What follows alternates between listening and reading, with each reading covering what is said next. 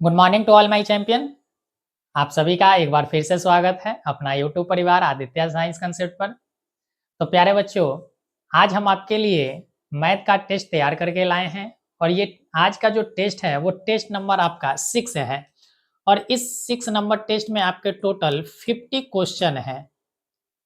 अगर बात की जाए तो आज का जो टेस्ट है आपका 50 क्वेश्चन का है और ये सारे के सारे क्वेश्चन जो है लेटेस्ट पैटर्न पर आधारित है, यानी कि आपके जो बोर्ड के एग्जाम में पूछे जाएंगे, जो आपका पेपर आना है उसी पर जस्ट लाइक ये क्वेश्चन बनाया गया है, ये सेट को तैयार किए गए हैं। तो मेरे भाई पेन पेपर लेकर बैठिए, आप क्वेश्चन को पहले खुद से सॉल्व कीजिएगा और खुद से सॉल्व करने के बाद ही हमारे सॉल्यूशन को आप कॉपी करेंगे, ठीक है। एक बात का और भी आप ध्यान रखेंगे कि आज का जो हम लोग सेट की प्रैक्टिस करेंगे इसमें आपको क्वेश्चन के ट्रिक एंड टेक्निक भी समझाए जाएंगे कि क्वेश्चन को कैसे आपको टैकल करना है। ट्रिक टेक्निक आपके लिए एग्जाम में बहुत बड़ा रोल निभाएगा, ठीक है। तो चलिए हम लोग क्वेश्चन को स्टार्ट करते हैं। क्वेश्चन है भाई, यदि बहुपद 6x³ minus 11x² minus 3x plus 2 के शून्यक alpha comma beta comma gamma हो तो alpha beta plus beta gamma plus gamma alpha का मान क्या होगा। ठीक है, देखिए समझते हैं। पहले देखिए, आपको यहाँ पर दो तरह के बातें को समझना होगा। पहला कि आपने एक फॉर्मूला पढ़ा होगा द्विघात समीकरण वाला, ax² plus b x plus c बराबर 0, और एक आपने पढ़ा होगा ax³ plus b x square plus c x plus मान लेते हैं यहाँ पर d इक्वल 0। ठीक है, तो यहां से आपके प्रश्न पूछे जाते हैं अल्फा प्लस बीटा क्या होगा, दूसरा पूछा जाता है अल्फा इंटू बीटा क्या होगा। और यहां से प्रश्न पूछे जाते हैं जो आप देख पा रहे हैं कि आज का क्वेश्चन आपका बना हुआ है alpha plus beta plus gamma क्या होता है, alpha into beta plus beta into gamma plus gamma into alpha क्या होता है। और यहां से पूछा जाता है alpha into beta into gamma क्या होते हैं। ठीक है, तो यहां से ध्यान रखिएगा। अगर बात की जाए अल्फा प्लस बीटा द्विघात समीकरण की, अगर बात की जाए तो अल्फा प्लस बीटा पूछा जाएगा तो माइनस का बी अपॉन ए होता है, माइनस बी बटा ए होता है। इसी तरीका से यहां भी अगर alpha plus beta plus gamma पूछा जाए, देखिए यहां अल्फा प्लस बीटा है मेरे भाई, तो यहां भी alpha plus beta plus gamma ही है, तो ये भी आपका फॉर्मूला सेम रहेगा, माइनस बी अपॉन ए रहेंगे। क्या ये बात आपको क्लियर है? बोलिए, क्या ये बात आपका क्लियर है? चल, अब इसी तरीका से पूछा जाता है alpha into beta, alpha into beta कहा जाए तो सी अपॉन ए होता है, सी अपॉन ए होता है। इसी तरीका से alpha into beta plus beta into alpha plus alpha into gamma अगर दिया गया है तो ये भी ध्यान रखिएगा कि सी अपॉन ए होता है, सी अपॉन ए होता है। तो यहां से आप देख पा रहे हैं कि द्विघात समीकरण का और त्रिघात समीकरण का, इन दोनों का फॉर्मूला अब तक सेम है, अब तक क्या है, सेम है। अब यहां पर एक एक्स्ट्रा आया है alpha into beta into gamma, तो इसका फॉर्मूला होता है माइनस डी अपॉन ए, माइनस डी अपॉन ए होता है। तो ये सारे के सारे फॉर्मूला को आप नोट कर लेंगे, ठीक है। यहां से क्वेश्चन बनने ही बनने हैं, इसमें कोई भी लापरवाही नहीं होना चाहिए।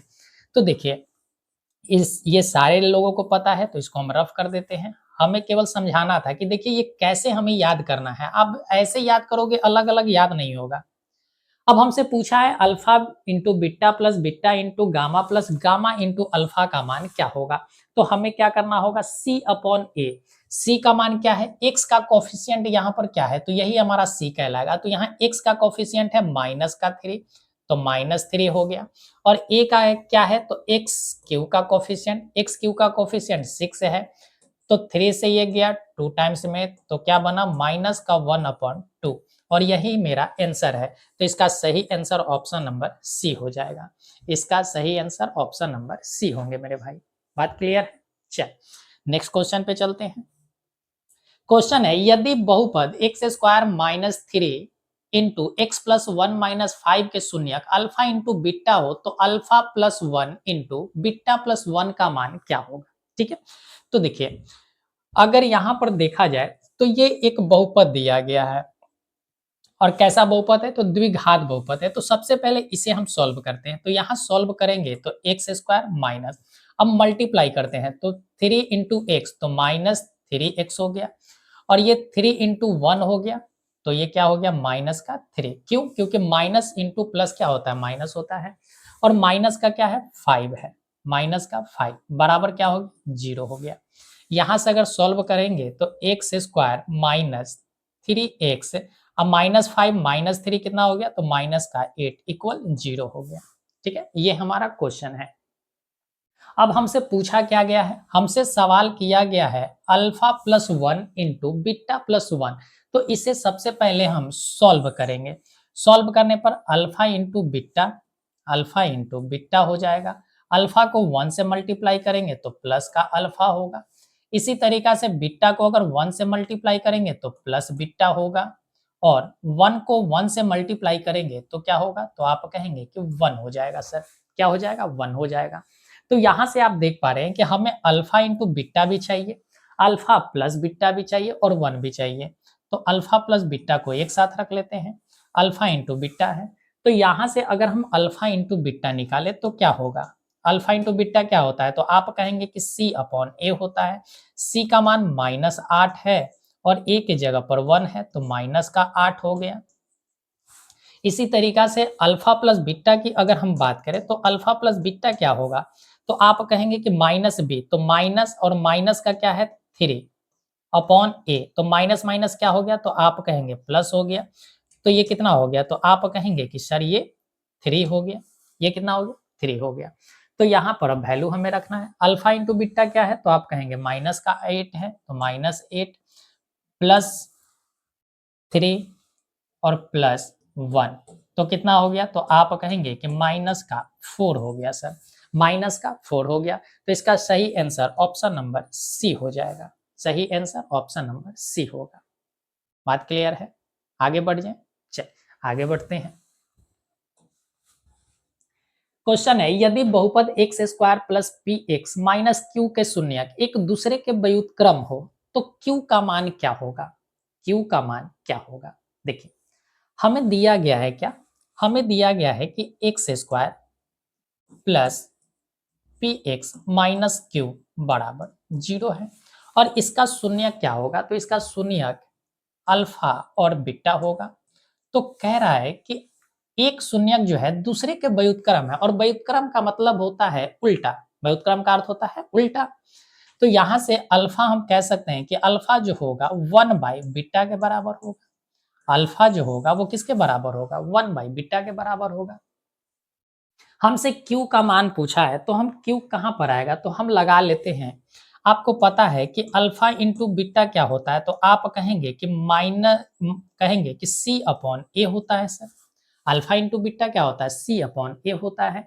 तो यहां से अगर अल्फा इंटू बीटा का मान निकाले तो क्या होगा, सी के जगह पर माइनस का क्यू है तो माइनस का क्यू हो गया, ए के जगह पर 1 है तो 1 पुट कर लेते हैं। बात क्लियर है। अब मेरे भाई यहां पर कह रहा है कि अल्फा जो है 1/बीटा है, अल्फा जो है किसके बराबर है 1/बीटा के बराबर है।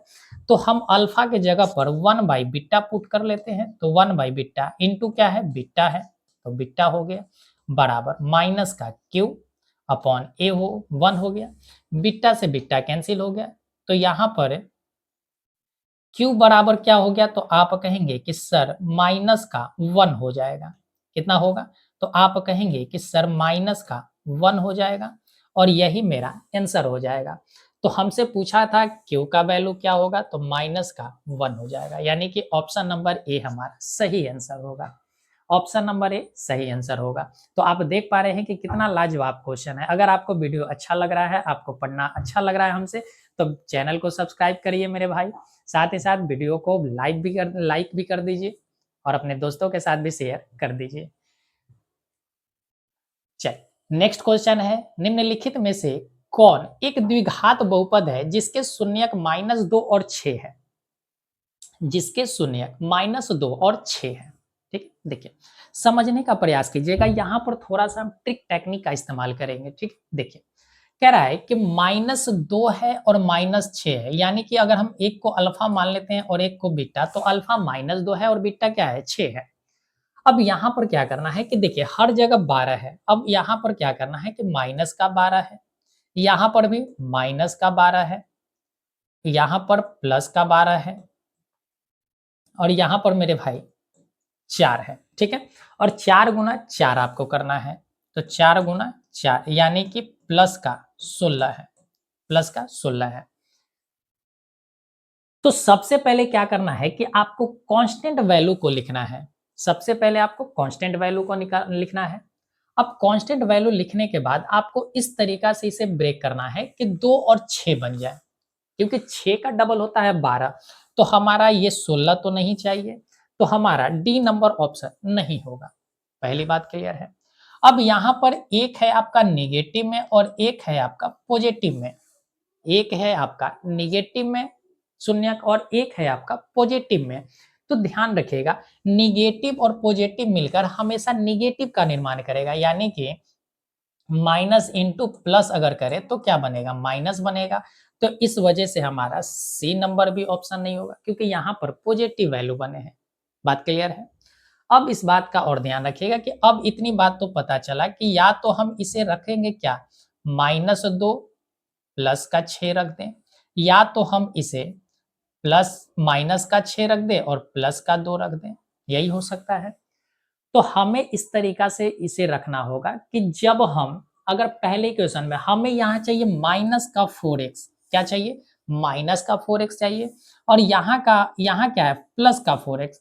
तो अगर हम ये क्या करेंगे, -2 में से अगर 6 घटाएंगे तो प्लस का उत्तर आएगा, -2 में से अगर 6 को घटाएंगे तो क्या होगा, प्लस का होगा।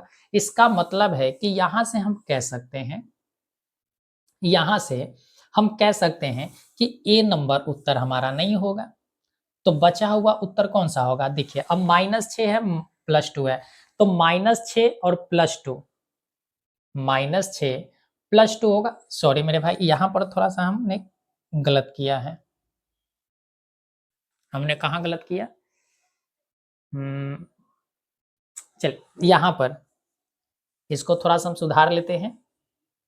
देखिए इसको +2 कर देते हैं,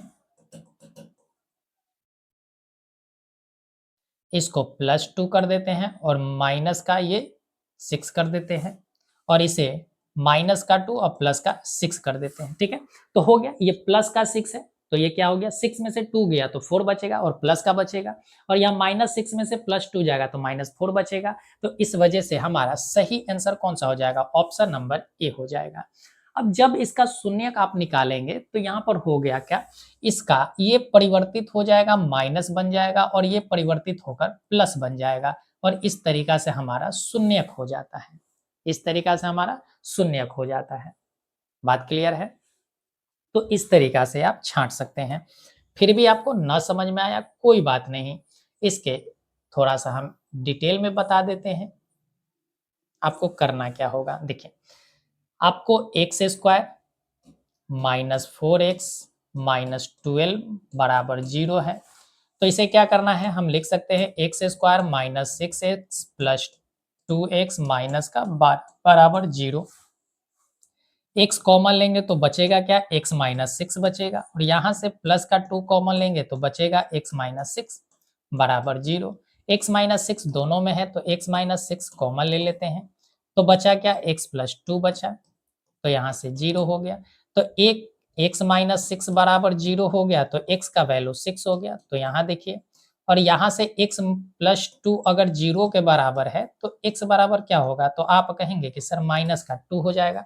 तो यही चीज हमने कहा कि अगर ये 2 और 6 है तो इसका मतलब है कि इसको ब्रेक करना है। सबसे पहले तो ये माइनस है तो इसको प्लस का 2 कहिए, और ये प्लस का 6 है तो इसे माइनस का 6 कहिए, और यहाँ पर देखिए 6 में से 2 गया तो माइनस का 4 बचना चाहिए, तो माइनस का 4 केवल इसी में था, ऑप्शन नंबर ए में था, ऑप्शन नंबर ए में था। ठीक है, चल नेक्स्ट क्वेश्चन पे चलते हैं। क्वेश्चन है कि रैखिक समीकरण युग में 2x - 3y + 2 = 0, comma 6x minus 9y plus 5 बराबर 0 के कितने हल होंगे, के कितने हल होंगे। ठीक है, देखिए हल के अगर बात की जाए तो कह रहा है कि एक और केवल एक हल है। ये कब होता है, जब आपके a1 upon a2 not equal हो जाए b1 अपॉन b2 के, तब हम कहेंगे कि केवल एक हल होता है। कह रहा है कि कोई हल नहीं है, कोई हल नहीं है, इसका मतलब क्या है कि a1 अपॉन a2 जो होगा वो बराबर हो जाएगा b1 अपॉन b2 के और बराबर हो जाएगा c1 अपॉन c2 के, तब हम कहेंगे कि इसका कोई हल नहीं है। अनगिनत हल का क्या अर्थ है, अनगिनत हल का अर्थ है कि a1 अपॉन a2 जो होगा वो बराबर होगा b1 अपॉन b2 के और नॉट इक्वल हो जाएगा c1 अपॉन c2 के, तब हम कहते हैं कि इसके क्या होंगे, कहीं हमने गलत लिखा, हाँ कोई हल नहीं है, इसका मतलब यहां पर हमने मिस्टेक किया, ये चीज यहां पर, इसका मतलब है कि इसके क्या होंगे, अनगिनत हल होंगे। ठीक है, बात क्लियर है। चल, तो अब यहां से हमें देखना होगा कि क्या हो सकता है। तो यहां पर अगर देखें तो ये a1 है, ये b1 है और ये c1 है, ये a2 है, ये b2 है और ये c2 है मेरे भाई। तो a1 अपॉन a2 2 बाई, हमें क्या करना है, a2 कितना है 6 है, b1 के जगह पर क्या है -3 है और b2 के जगह पर माइनस का 9 है, तो माइनस का 9 हो गया, 2 तिया 6 होता है, माइनस से माइनस गया 3 तिया 9 होता है। अगर देखा जाए तो ये a1 अपॉन a2 जो है ये बराबर हो जा रहा है b1 अपॉन b2 के, बराबर हो जा रहा है b1 अपॉन b2 के। लेकिन यहीं पर अगर देखा जाए तो c1 कितना है, तो आप कहेंगे 2 है और c2 कितना है 5, तो ये नॉट इक्वल हो रहा है 2 अपॉन 5 के, नॉट इक्वल है 2 अपॉन 5 के। तो यहां से देखिए कौन सा होगा, तो a1 अपॉन a2 बराबर b1 upon b2 not equal c1 upon c2 है। इसका मतलब है कि हमारा सही आंसर है ऑप्शन नंबर बी हो जाएगा, यानी कि इसका कोई हल नहीं है, इसका कोई भी हल नहीं है मेरे भाई। बात क्लियर, नेक्स्ट क्वेश्चन पे चलते हैं। क्वेश्चन है के किस मान के लिए समीकरण के x plus two y equal 5 तथा 3x प्लस वाई इक्वल 1 का एक अद्वितीय हल होगा। ठीक है, एक क्या होगा, अद्वितीय हल। देखिए जब भी अगर कहा जाए कि अद्वितीय हल है, क्या कहा जाए, अद्वितीय हल अगर कभी भी आपसे कहें तो ध्यान रखिएगा कि यहां पर होता है a1 upon a2 not equal होगा b1 अपॉन b2। अद्वितीय का मतलब होता है कि केवल एक हल है, अद्वितीय का अर्थ क्या होता है कि केवल इसके एक हल है। ठीक है, यानी दूसरा कोई हल नहीं है। तो क्या होगा, a1 upon a2 not equal b1 upon b2 होना चाहिए। तो अगर बात की जाए तो a1 कितना है, k है, a2 कितना है तो 3 है, तो k अपॉन 3 हो गया, नॉट इक्वल हो जाएगा b1 कितना है 2 है, b2 कितना है, y के कोफिशिएंट 1 है तो 1 हो गया। तो यहाँ से k बराबर क्या हो गया, नॉट इक्वल 3 का डबल 6 है, यानी कि k नॉट इक्वल 6। अगर ऐसा कोई है तो वही हमारा आंसर हो जाएगा। तो ऑप्शन नंबर बी इसका सही आंसर है, ऑप्शन नंबर बी इसका सही आंसर है। बात क्लियर है, आगे बढ़ जाएं। चलिए तो आगे बढ़ते हैं। क्वेश्चन है, दो रैखिक समीकरणों के लेखा चित्र यदि समानांतर रेखाएं हो तो हलों की संख्या क्या होगी।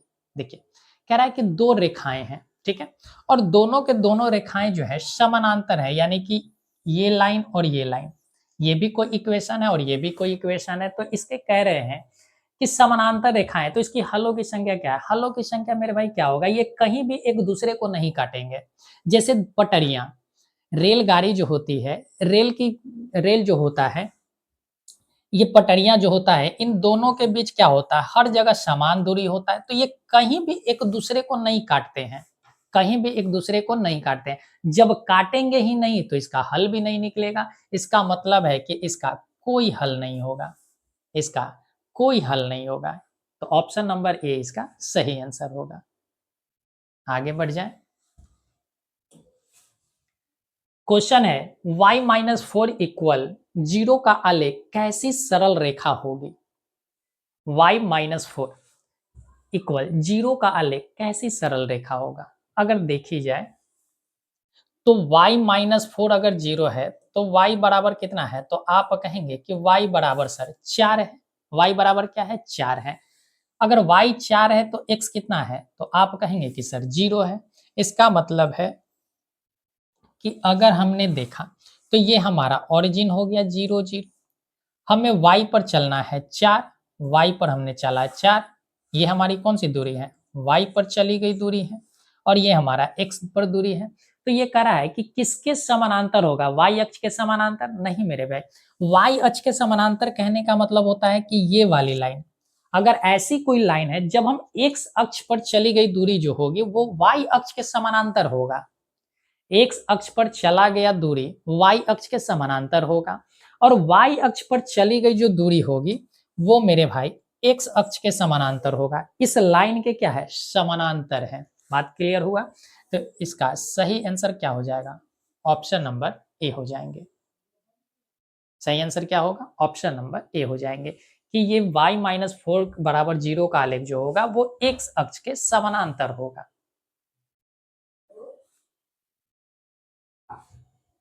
क्वेश्चन है यदि 2x प्लस 3y इक्वल 11 और 2x minus 4y equal minus 24 हो, तो कह रहा है कि x और y का वैल्यू निकालना है। ठीक है, देखिए समझते हैं। 2x प्लस 3y इक्वल 11 है, और यहां से कह रहा है कि 2x minus 4y equal minus का 24 है। अगर equation first and equation second को देखा जाए तो हम इक्वेशन फर्स्ट में से इक्वेशन सेकंड को घटा दे रहे हैं, तो यहाँ अगर घटा रहे हैं तो साइन क्या हो जाएगा, बदल जाएगा। साइन क्या हो जाएगा, बदल जाएगा। चलिए हम चेंज कर लेते हैं पेन को। साइन क्या हो जाएगा, माइनस, माइनस है तो प्लस हो जाएगा, माइनस है तो प्लस हो जाएगा। माइनस का 2x अब प्लस का 2x कैंसिल हो गया। 4 प्लस 3 7y हो गया बराबर, प्लस का 24 अब प्लस का 11 35 हो गया। तो y का वैल्यू कितना आ गया, तो आप कहेंगे 7 बचे 35 होता है सर। यानी जो भी उत्तर होगा वो हमारा y बराबर 5 आना चाहिए, और y बराबर 4 नहीं होगा, y बराबर -5 नहीं होगा, y बराबर 1 नहीं होगा। तो एक ही आंसर बचा, option number D. Option number D हमारा सही आंसर होगा। अब यहाँ से y के जगह 5 रख दीजिए तो हमारा उत्तर आ जाएगा x का। 2x प्लस 3 इंटू 5 बराबर 11 हो गया। तो 2x बराबर हो गया 11 माइनस 15, 5 दिया 15, 15 इधर जाएगा तो माइनस का हो जाएगा। तो 2x बराबर क्या होगा, तो आप कहेंगे माइनस का 4 होगा, तो x बराबर माइनस का 2 आ जाएगा। तो यहां से हमारा ऑप्शन नंबर डी ही सही आंसर होगा। क्वेश्चन है निम्नलिखित में से कौन द्विघात समीकरण नहीं है। निम्नलिखित में कौन द्विघात समीकरण नहीं है। देखिए द्विघात समीकरण का अर्थ होता है कि पावर 2 होना चाहिए। पावर कितना होना चाहिए, 2 होना चाहिए, तभी हम उसे कहेंगे कि द्विघात समीकरण है। तो देखिए अगर यहां से देखा जाए मेरे भाई तो x प्लस 1 का स्क्वायर है, तो x प्लस 1 का स्क्वायर क्या होता है, एक्स स्क्वायर प्लस 1 का स्क्वायर होगा प्लस 2x हो जाएगा। तो यहां से देखिए ये x का स्क्वायर यहां से बन जा रहा है, और यहां पर कोई भी एक्स स्क्वायर नहीं बन रहा। इसका मतलब कि ये तो है, ये हमारा क्या है, तो द्विघात समीकरण है। ठीक है, चल तो ये हमारा द्विघात समीकरण होगा। अब यहां पर x माइनस 2 का स्क्वायर है, इधर कहीं भी स्क्वायर नहीं है, इसका मतलब कि ये भी होगा। अब यहां पर देखिए x और इंटू एक्स जब मल्टीप्लाई करेंगे तो एक्स स्क्वायर हो जाएगा, और यहां भी x इंटू एक्स करेंगे तो एक्स स्क्वायर हो जाएगा। तो मेरे भाई इधर भी प्लस का है, इधर भी प्लस का, ये जब इधर आएगा तो क्या हो जाएगा, कैंसिल हो जाएगा। तो यहां से बाकी कोई किसी भी तरह का हमारा घात 2 नहीं बचा है, x के पावर 2 नहीं बचा। इसका मतलब है कि ये हमारा द्विघात समीकरण नहीं है, द्विघात समीकरण नहीं है। यहाँ पर 2x स्क्वायर हो जाएगा, क्या होगा 2x स्क्वायर हो जाएगा, और यहाँ से मेरे भाई x स्क्वायर है, तो जब ये इधर आ जाएगा तो बचेगा क्या, x स्क्वायर बच ही जाएगा, x स्क्वायर बच ही जाएगा। इसका मतलब है कि ये भी द्विघात समीकरण है। तो हमसे पूछा गया था कि कौन सा द्विघात समीकरण नहीं है, तो मेरे भाई ऑप्शन नंबर सी ही हमारा द्विघात समीकरण नहीं है, ऑप्शन नंबर सी हमारा द्विघात समीकरण नहीं है। तो इस तरीका से थोड़ा सा दिमाग लगा के ब्रेन को यूज करके हमें उत्तर निकालना होता है, बात समझे। चलिए क्वेश्चन है, बिंदुओं 2, -2 और -2, 2 को मिलाने वाले रेखाखंड के मध्य बिंदु का निर्देशांक क्या होगा। तो मध्य बिंदु का निर्देशांक हम लोग जब भी निकालते हैं तो क्या होता है फॉर्मूला, x1 + x2 अपॉन 2 होता है, कॉमा y1 + y2 अपॉन 2 होता है। ये किसका फॉर्मूला है, तो आप कहेंगे मध्य बिंदु निकालने का। तो ये हो गया x1 y1, ये x2 y2 हो गया। तो यहां से क्या करेंगे, 2 है तो 2 प्लस x2 कितना है, माइनस का 2 है तो माइनस का 2 अपॉन 2 हो गया, कॉमा y1 कितना है, माइनस का 2 है, और y2 कितना है, प्लस का 2 है अपॉन 2। तो यहां से अगर देखा जाए तो बचा क्या, ये माइनस माइनस प्लस क्या हो जाएगा, माइनस हो जाएगा, तो ये पूरा का पूरा 0, 0/2, और यहाँ भी क्या होगा, ये खत्म, तो बचा क्या, 0/2, और 0/2 बराबर क्या हो जाएगा, 0,0। इसका मतलब है कि मिड पॉइंट क्या होगा, 0,0 होगा, यानी ऑप्शन नंबर बी हमारा सही आंसर है, ऑप्शन नंबर बी इसका सही आंसर है। आगे बढ़ जाए, चल तो आगे बढ़ते हैं। क्वेश्चन है, किसी त्रिभुज का केंद्रक 3,0 है और उसके दो शीर्ष 2,3 एवं 1,-4 हो, तो तीसरा शीर्ष क्या होगा। ठीक है, देखिए कह रहा है कि एक ट्रायंगल है मेरे भाई, और इस ट्रायंगल का कह रहा है कि दो शीर्ष दिया गया है, 2,3 है, 1,-4 है, और तीसरा पूछा गया है कि x और y क्या होगा, और इसका सेंटर जो है बीच में केंद्रक जो है वो 3,0 दिया गया है। तो जब भी हम सेंट्रोइड निकालते हैं यानी कि केंद्रक निकालते हैं तो होता क्या है, g बराबर होता है, ध्यान रखिएगा, x1 plus x2 plus x3/3, comma y1 plus y2 plus y3/3 होता है।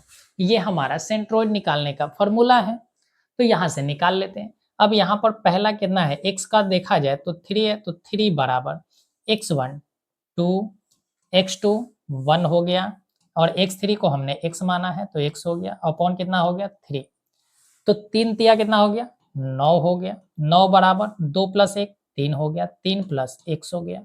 तो यहाँ से कितना हो गया, तो x बराबर आप कहेंगे कि सर 9 - 3, 9 - 3 हो गया, ठीक है, x बराबर 9 - 3 हो गया। तो यहाँ से x का वैल्यू जो आएगा वो कितना आएगा मेरे भाई, तो आप कहेंगे कि x का वैल्यू सर 6 आएगा, x का वैल्यू 6 आएगा।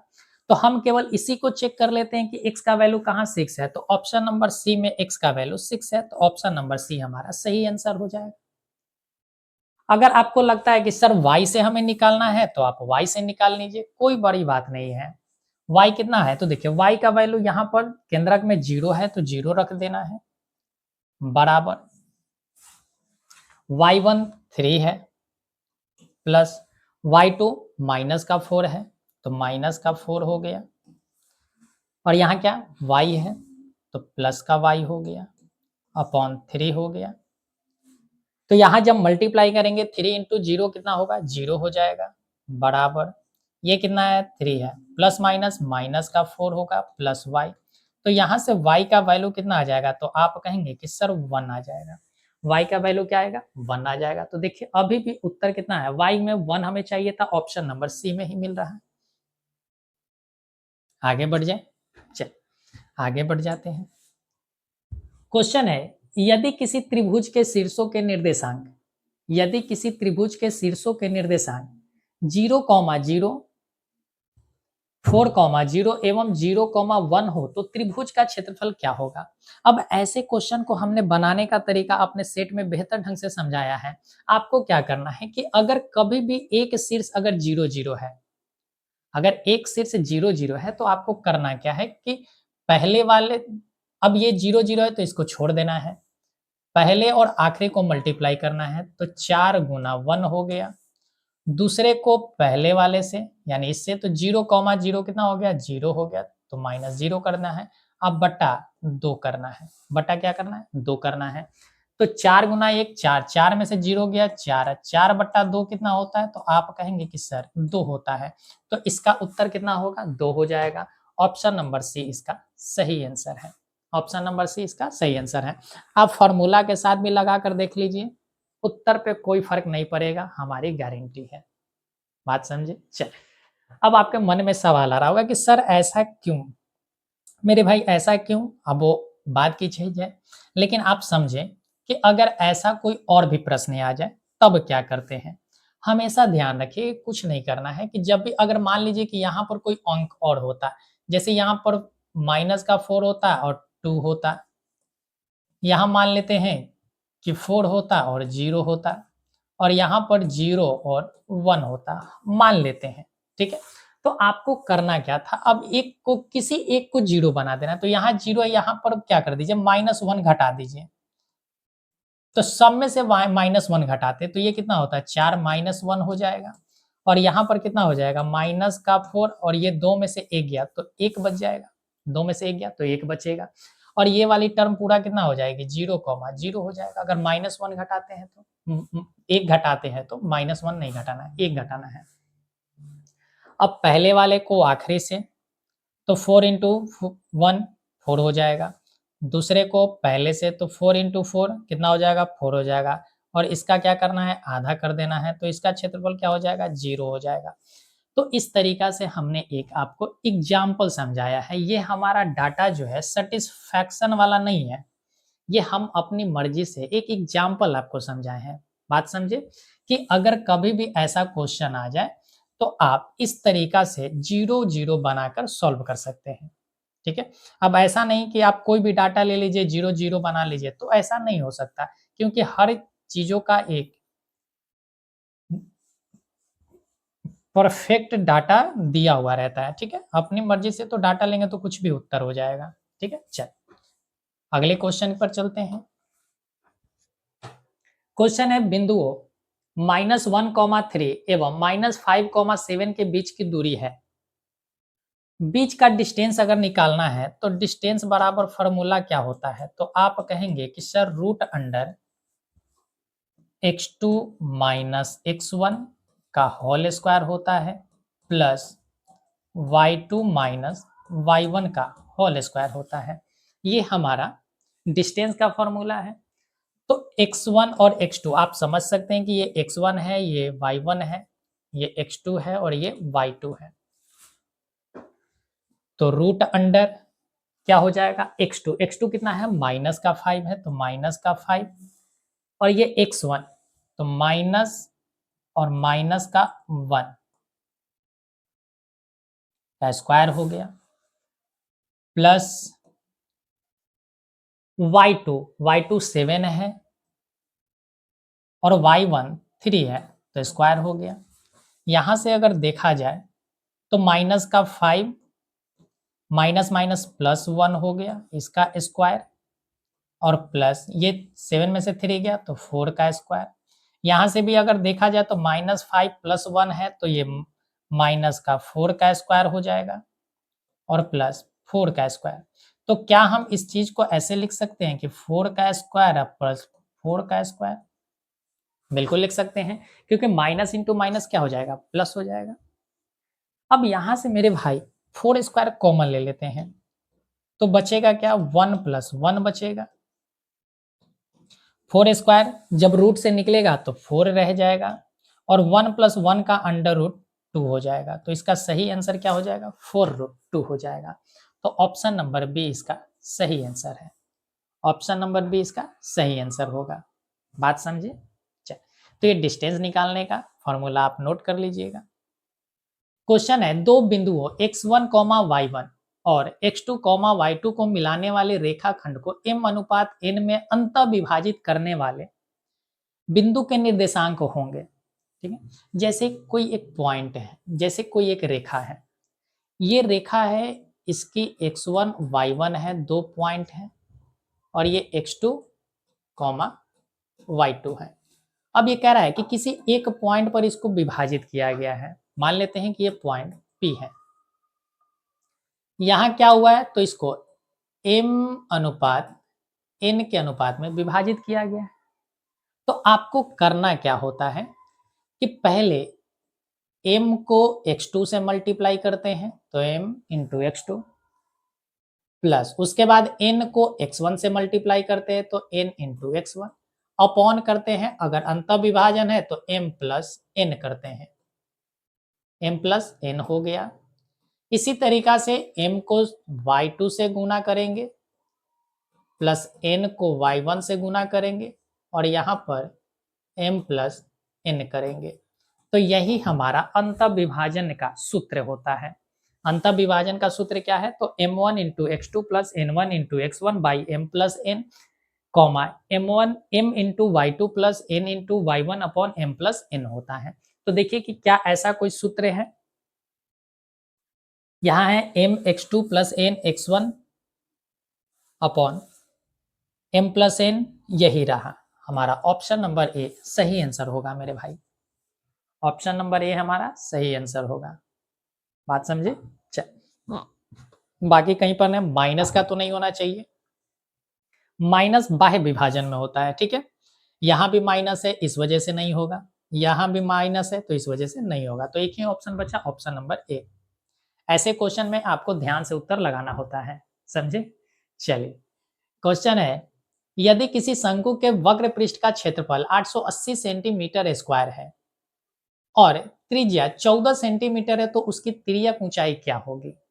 अब देखें, हमने बेहतर ढंग से मेंसुरेशन टॉपिक को पढ़ाया, वो सारे क्वेश्चन को हमने सॉल्व कराया। अगर आप नहीं देखे हैं तो जाकर उसको देखिए, क्योंकि हर क्वेश्चन में हर चीज को हमने समझाया है। अब शंकु का वक्र पृष्ठ क्षेत्रफल क्या होता है? अगर शंकु के वक्र पृष्ठ क्षेत्रफल की बात की जाए तो पाई आर इंटू एल होता है। पाई आर इंटू एल होता है। अब आपके मन में सवाल होगा कि सर ये शंकु होता कैसा है? तो मेरे भाई, आपने बर्थडे पार्टी में टोपी अवश्य लगाया होगा। बर्थडे पार्टी में आपने एक टोपी लगाया होगा, वही हमारा एक शंकु की तरह होता है। इसको हम लोग हाइट कहते हैं, इसे हम रेडियस कहते हैं, और ये हमारा एल होता है, जिसे हम तिर्यक ऊंचाई कहते हैं, जिसे हम तिर्यक ऊंचाई कहते हैं। तो हमें शंकु का वक्र पृष्ठ क्षेत्रफल दिया गया है पाई इंटू आर। आर का मान कितना है? 14 है, तो 14 हो गया। एल हमें पता करना है, तिर्यक ऊंचाई क्या होगी? तो एल बराबर कितना है? 880 सेंटीमीटर स्क्वायर। पाई का मान कितना होता है? 22/7, तो 22/7 रख लेते हैं, गुना 14 गुना एल बराबर 880 हो गया। ये देखिए 7 का डबल 14 होता है, 22 दूना 44, 44 दूना 88 होता है, तो एल का मान कितना हो गया? 20 सेंटीमीटर। और यही हमारा आंसर है। ऑप्शन नंबर बी इसका सही हो जाएगा। ऑप्शन नंबर बी सही हो जाएगा। तो ये सारे क्वेश्चन हमने पढ़ाया है, उसको जाकर देख लीजिएगा। क्वेश्चन है, समान ऊंचाई वाले दो बेलनों के आयतनों का अनुपात 9:16 है, तो उनके वक्र पृष्ठों का क्षेत्रफल का अनुपात क्या होगा? अब समझिएगा, यहां से थोड़ा सा हम आपको ट्रिक सिखलाएंगे। देखिए, कह रहा है कि बेलन का आयतन, बेलन का आयतन क्या होता है? तो आप कहेंगे कि sir pi r square h होता है। बेलन का आयतन क्या होता है? पाई आर स्क्वायर एच होता है। और अगर बात की जाए वक्र पृष्ठ क्षेत्रफल, तो वक्र पृष्ठ क्षेत्रफल क्या होता है? तो आप कहेंगे कि 2 पाई आर इंटू एच होता है। 2 पाई आर एच होता है। और हमसे कह रहा है कि क्षेत्रफलों का अनुपात होगा। क्षेत्रफल का अनुपात होगा किसका? तो वक्र पृष्ठ क्षेत्रफल का, यानी 2 पाई आर एच का हमको पूछा है। देखिए दोनों में अगर देखा जाए मेरे भाई, तो दोनों में पाई आर स्क्वायर एच ही होगा, क्योंकि दो बेलन है समान ऊंचाई है, तो ऊंचाई यहाँ भी सेम होगा और यहाँ भी सम, तो इसका मतलब ऊंचाई से कोई मतलब ही नहीं है। हमें अगर देखा जाए तो एच से कोई मतलब नहीं, एच से कोई मतलब नहीं है। हम कहना क्या चाह रहे हैं समझे, कि यहाँ पाई दोनों में कांस्टेंट, एच दोनों का समान होगा, तो हम यहाँ से कह सकते हैं कि यहाँ पर जो वैल्यू है वो r square into r square का दिया गया है। क्या बचेगा, पाई से पाई कैंसिल, एच से एच कैंसिल, तो बचा क्या, r one square r two का स्क्वायर, यानी r one square plus r two का, यानी कि रेशियो आर टू का स्क्वायर हो गया। अब यहाँ से हमें वक्र पृष्ठ क्षेत्रफल पूछा है, तो 2 से 2 कैंसिल हो जाएगा, पाई से पाई कैंसिल हो जाएगा, एच से एच कैंसिल हो जाएगा, तो बचा क्या, आर और आर बचा। इसका मतलब है कि ये हमारा आर स्क्वायर का वैल्यू है और ये भी हमारा आर स्क्वायर का वैल्यू है। तो आर और आर का वैल्यू क्या होगा, तो आप कहेंगे कि root under 9 is to root under 16, यानी कि 3:4 हो जाएगा। क्या हो जाएगा, 3:4 हो जाएगा। तो इसका सही आंसर ऑप्शन नंबर सी हो जाएगा। ऑप्शन नंबर सी इसका सही आंसर होगा। यानी जब भी ऐसा क्वेश्चन आए तो आप देखिए कि कैसे हम इसे सॉल्व करते हैं, नहीं तो आप फार्मूला लगाते रहिए, एच का वैल्यू निकालते रहिए, उसके बाद बनाते रहिए, कोई दिक्कत नहीं है। यहाँ पर देखें, चलिए यहाँ पर भी वही चीज है, कह रहा है कि एक शंकु की पूर्ण सतह का क्षेत्रफल 18 मीटर स्क्वायर है और इसकी तिर्यक ऊंचाई शंकु के आधार की त्रिज्या की दोगुनी है। तो कह रहा है कि शंकु क्या है, शंकु के आधार का क्षेत्रफल क्या होगा। देखिए शंकु के संपूर्ण पृष्ठ क्षेत्रफल की अगर बात की जाए तो 2 pi r into r plus l होता है।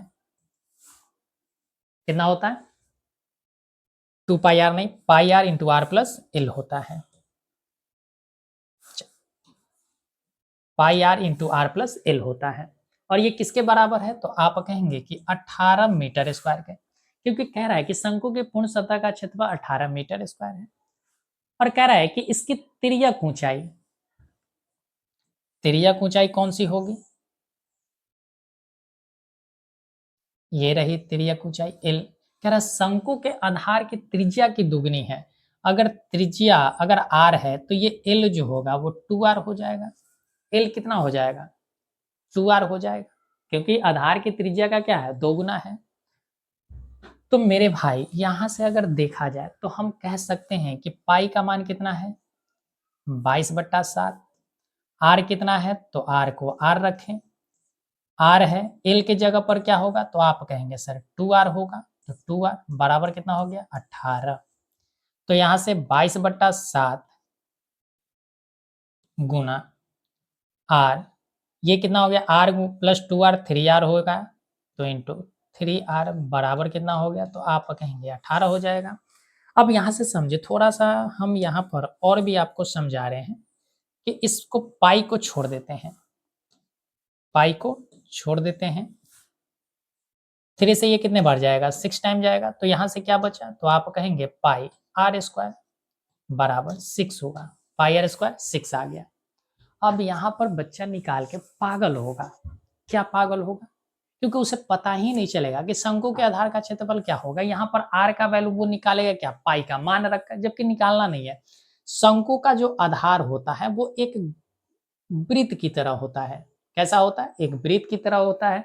तो वृत्त का क्षेत्रफल ही आपको निकालना है, क्या निकालना है, वृत्त का क्षेत्रफल। यानी शंकु का जो आधार होता है वो एक प्रकार का वृत्त होता है और आपसे वृत्त का ही क्षेत्रफल पूछा है, तो वृत्त का क्षेत्रफल क्या होता है, पाई आर स्क्वायर होता है। वृत्त का क्षेत्रफल पाई आर स्क्वायर होता है, तो इस वजह से इसका सही आंसर क्या हो जाएगा, ऑप्शन नंबर ए हो जाएगा। सही आंसर ऑप्शन नंबर ए हो जाएंगे। समझे मेरे भाई, तो इस तरीका से क्वेश्चन को आपको टैकल करना है। क्वेश्चन है, दो गोलों के आयतनों का अनुपात 8:27 है, तो उनके संपूर्ण पृष्ठ के क्षेत्रफल का अनुपात क्या होगा। अब यहाँ पर देखिए ट्रिक सीखना है। गोला का आयतन क्या होता है, तो आप कहेंगे कि 4/3 पाई आर क्यूब होता है। तो R1 का क्यूब, और यहाँ भी 4/3 पाई R2 का क्यूब हो जाएगा, क्योंकि 2 गोला है। तो यहाँ से अगर देखा जाए तो ये 4/3 पाई 4/3 पाई दोनों कैंसिल होता है। इसका मतलब है कि R1 का क्यूब और R2 का क्यूब यहाँ से बचेगा केवल अनुपात में। और हमसे पूछा है संपूर्ण पृष्ठ का क्षेत्रफल, तो संपूर्ण पृष्ठ क्षेत्रफल क्या होता है, तो आप कहेंगे कि 4πr² होता है, 4πr² होता है। इसका मतलब यहाँ से 4 पाई कैंसिल, तो आपको निकालना क्या होगा, R1 का स्क्वायर इंटू R2 का स्क्वायर निकालना होगा। तो R1 का क्यू इन और इस टू R2 का क्यू आपको दिया गया है। देखिए R1 का क्यू 8 है, इसका मतलब कि R का वैल्यू 2 हो जाएगा, क्योंकि 2 को 3 बार गुना करेंगे तभी 8 आएगा। और R2 आपका 3 है, तो ये कितना हो जाएगा, तो कहेंगे कि R2 जो है वो कितना हो जाएगा, तो आप कहेंगे 3 हो जाएगा। और हमसे स्क्वायर पूछा है, तो 2 का स्क्वायर 4 और 3 का स्क्वायर 9 हो जाएगा। तो ये उत्तर कितना हो जाएगा, 4:9 हो जाएगा। कितना हो जाएगा, 4:9 हो जाएगा। तो इसका सही आंसर ऑप्शन नंबर डी होंगे। सही आंसर ऑप्शन नंबर डी हो जाएगा। तो इस तरीका से आप सॉल्व करें। बाकी आप इसको जैसे भी सॉल्व करें उत्तर पे कोई फर्क नहीं पड़ेगा। आपको हम एक बार समझा देते हैं ताकि आप समझें।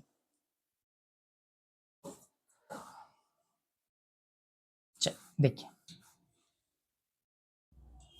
4/3 पाई R³ अपॉन 4/3 पाई R³ कितना है, 8/27 है, तो 8/27 हो गया।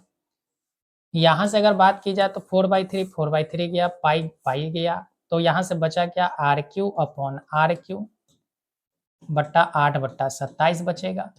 तो यहाँ से R/R का क्या हम होल क्यूब लिख सकते हैं, बिल्कुल लिख सकते हैं सर। तो 8/27 हो जाएगा। तो यहाँ से अगर देखा जाए तो R/R जो होगा वो क्यूब रूट कितना होगा, 8/27 हो जाएगा। तो यहाँ से R/R जो होगा वो कितना हो जाएगा, तो आप कहेंगे 2/3 हो जाएगा। तो इतना सॉल्व करने के बाद भी कितना आया मेरे भाई, 2/3 आया। अब यहाँ से हमें रखना था, तो वही चीज आपको सॉल्व किया गया, तो 4:9 आ गया।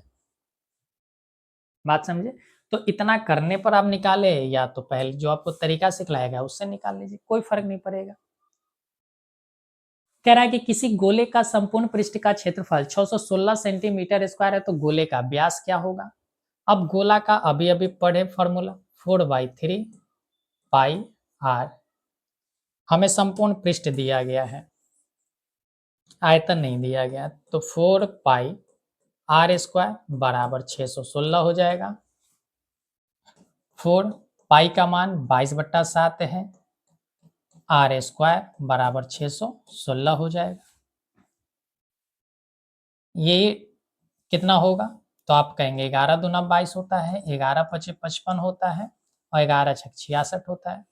4 दूना 8, 8 सत्ते 56 होता है। तो यहाँ से R² बराबर क्या होगा, 7 गुना 7 हो जाएगा। तो R का वैल्यू 7 होगा। अगर त्रिज्या 7 है तो व्यास कितना होगा, 7 का डबल 14, 7 का डबल 14 इसका व्यास हो जाएगा। ठीक है, आगे बढ़ जाए। चल क्वेश्चन है, युगपत रैखिक समीकरणों के निकाय a1x plus b1y equal c1, a2x plus b2y equal c2 के अनगिनत हल प्राप्त होते हैं। हमने पहले भी समझाया कि अगर अनगिनत हल निकालना है तो वो हमेशा a1/a2 equal b1/b2 equal c1/c2 होना चाहिए।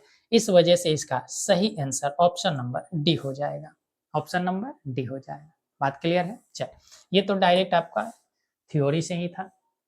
क्वेश्चन है कि ट्रायंगल एबीसी में भुजा AB एवं AC पर क्रमशः, देखिए एक ट्रायंगल है ए बी सी, कह रहा है कि AB पर D बिंदु है, AB पर बिंदु D है, और कह रहा है कि AC पर E है, तो AC पर E हो गया। ये पॉइंट दोनों हो गए। कह रहा है कि यदि डीई पैरेलल बीसी है, डीई जो है बीसी के समानांतर है, तो डीई जो हो गया बीसी के समानांतर हो गया।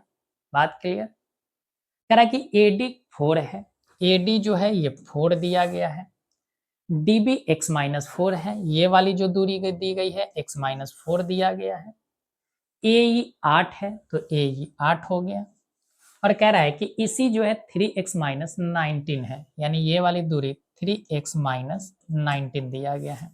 तो कह रहा है कि x का मान क्या होगा, x का मान क्या होगा। चल, आपको पता है कि ये थेल्स थ्योरम है, थेल्स थ्योरम में होता है AD upon AB, AD upon AB आपको करना है। तो देखिए आपको क्या करना है, एडी अपॉन एबी बराबर एई अपॉन ए सी कर देना है। तो यहां से एडी आपका 4 है, तो 4 अपॉन ए बी कितना होगा, तो आप कहेंगे कि A B sir x minus 4 plus का 4 हो जाएगा, बराबर ए आपका 8 है, ए सी कितना है, तो आप कहेंगे 8 प्लस 3x माइनस 19 हो जाएगा। यहां से अगर देखा जाए तो माइनस का 4 और प्लस का 4 कैंसिल, और यहां से देखा जाए तो बचा क्या, 4 अपॉन एक्स बराबर 8 अपॉन 3x माइनस 11 हो जाएगा, 19 में से 8 जाएगा तो 11 बचेगा। 4 का डबल 8 होता है। अब यहां से अगर देखा जाए तो 2 को x से मल्टीप्लाई करेंगे तो 2x, और ये 1 से मल्टीप्लाई करेंगे तो 3x माइनस 11 हो गया। तो यहाँ से 3x इधर जाएगा, 2x तो x बचेगा, और x ये माइनस का 11 इधर आकर 11 बच जाएगा। तो x का वैल्यू क्या है, 11। इस वजह से इसका सही आंसर ऑप्शन नंबर सी हो जाएगा, यानी x को जब सॉल्व करेंगे तो आएगा क्या, 11 आ जाएंगे। ठीक है,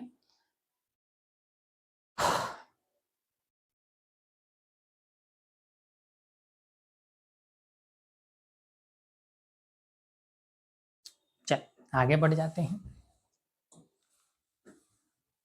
क्वेश्चन है, दो समरूप त्रिभुज ए बी सी एवं पी क्यू आर के क्षेत्रफल क्रमशः 81 सेंटीमीटर स्क्वायर और 49 सेंटीमीटर स्क्वायर है। यदि ट्रायंगल एबीसी की ऊंचाई 4.5 सेंटीमीटर है तो पी क्यू आर की ऊंचाई क्या हो जाएगा।